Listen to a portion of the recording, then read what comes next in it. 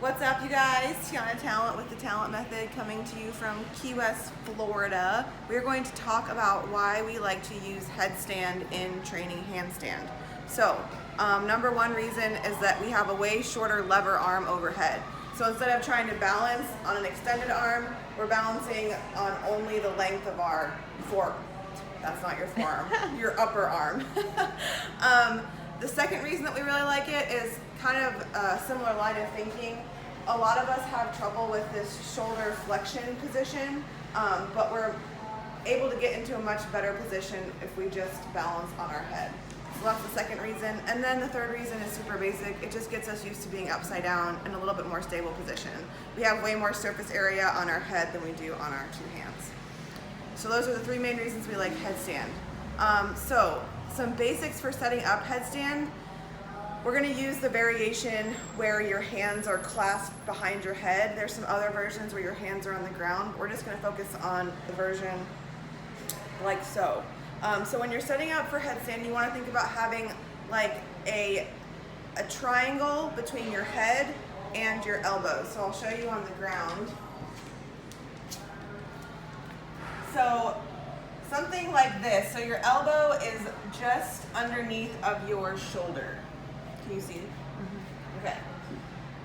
So common mistakes are going super wide, which means you'll have very little power, because now I have my line of push is just one line as opposed to having a triangle.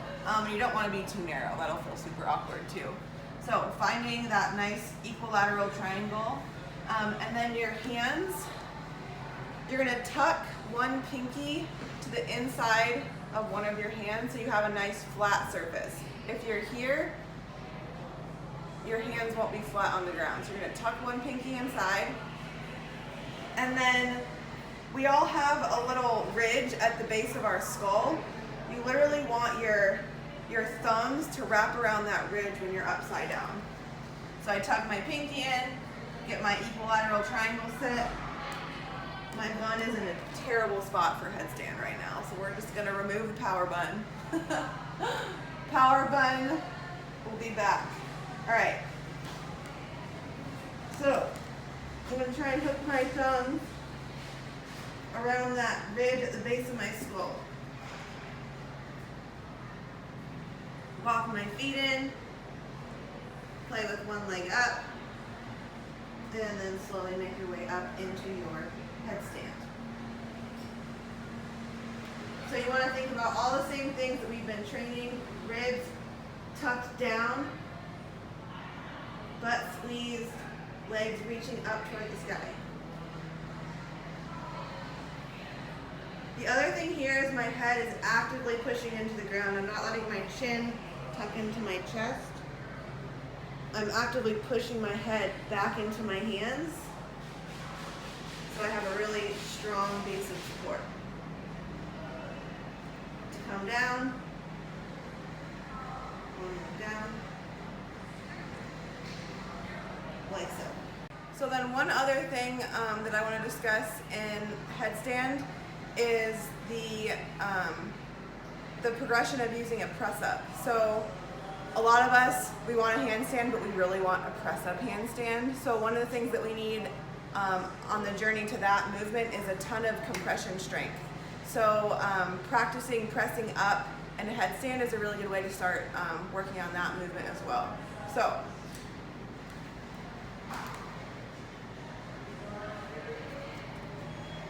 here, and I'm still working on this as well. So when I go into my press up, my hips come forward. So ultimately what would happen as my compression strength gets better is I'll be able to press up with my hips stacked directly over my shoulders. But for now, my hips go a little forward. Nice and tight all the way up. And then focus on the same compression strength on the way down. So I'm actively pulling my thighs toward my chest.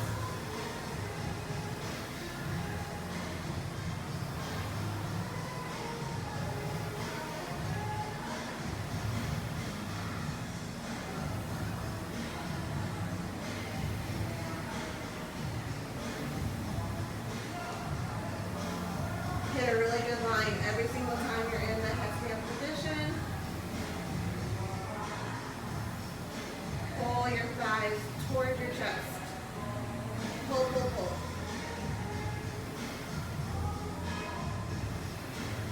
And keep pressing your head into the ground.